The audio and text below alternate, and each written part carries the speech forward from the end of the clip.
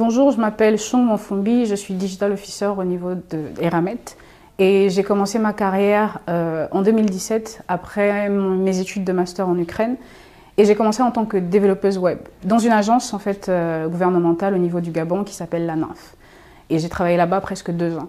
Et au bout des 2 années, j'ai été approchée par Comilog, qui est le premier producteur de manganèse à haute teneur au niveau du Gabon et qui est filiale du groupe Eramet. Je travaille là-bas depuis 4 ans en tant que, au départ, ingénieur transformation numérique et ensuite chef de projet SI.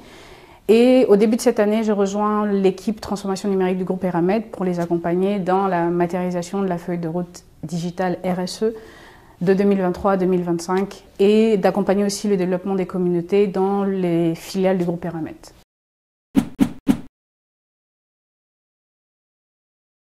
Dans ma vie personnelle, j'utilise le numérique tout le temps parce que je m'informe grâce au numérique. J'utilise le numérique aussi parce que je suis très curieuse, j'aime découvrir des nouvelles technologies, être à l'affût de nouvelles technologies.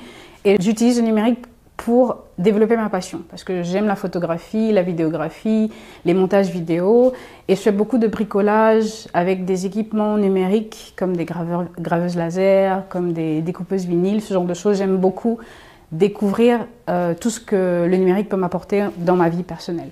Et dans ma vie professionnelle, j'accompagne la performance de l'entreprise, j'accompagne le développement des communautés dans le numérique, le développement de l'écosystème numérique.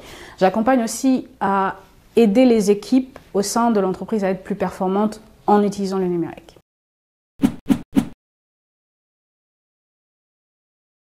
En tant que femme, quand j'ai commencé ma carrière, j'étais la seule femme d'une équipe de développeurs.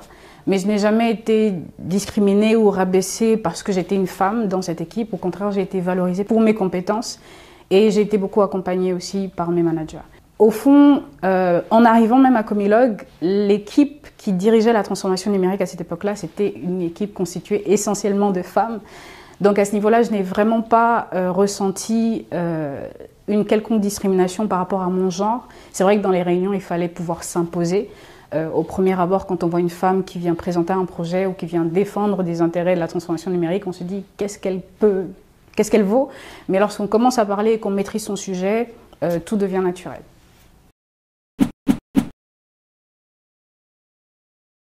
Le numérique est un atout pour les jeunes femmes aujourd'hui de réaliser tout ce qu'elles sont capables de concevoir et imaginer dans leur esprit en fait. Elles peuvent, avec ou sans background, avec ou sans formation dans le numérique ou dans la technologie ou dans les sciences, elles peuvent réaliser des choses.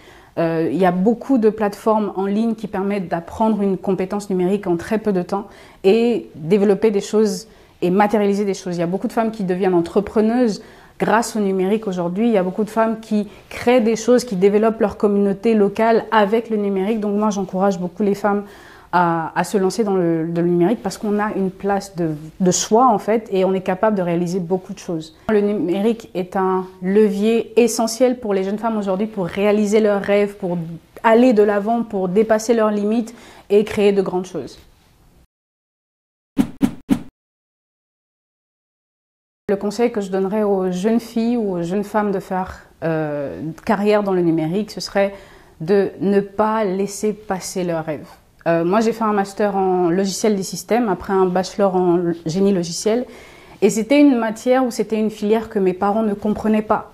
Mon père voulait que je fasse pétrochimie, mais moi, j'avais la conviction au fond de moi que c'était dans la technologie que j'allais me développer, que j'allais m'épanouir.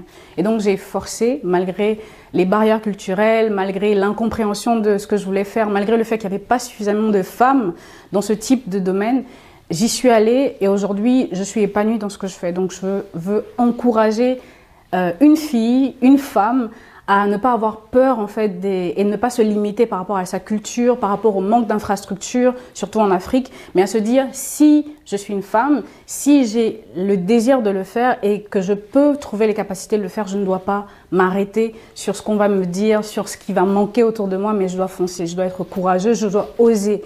Et si je me trompe, j'apprends des erreurs que j'aurais faites pour avancer.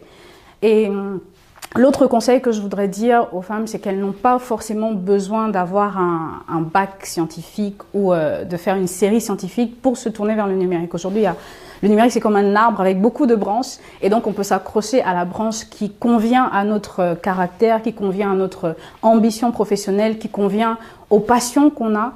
Et on est capable de faire de grandes choses avec. Donc, je vous encourage à ne pas vous limiter. Je t'encourage, toi, jeune femme ou toi, jeune fille, à ne pas te limiter, à ne pas t'arrêter sur ce qu'on va dire ou ce qu'on ne va pas dire, à ne pas t'arrêter sur tes limites, mais à oser et à montrer que tu as de la valeur et tu as une place de choix dans ce domaine en plein essor.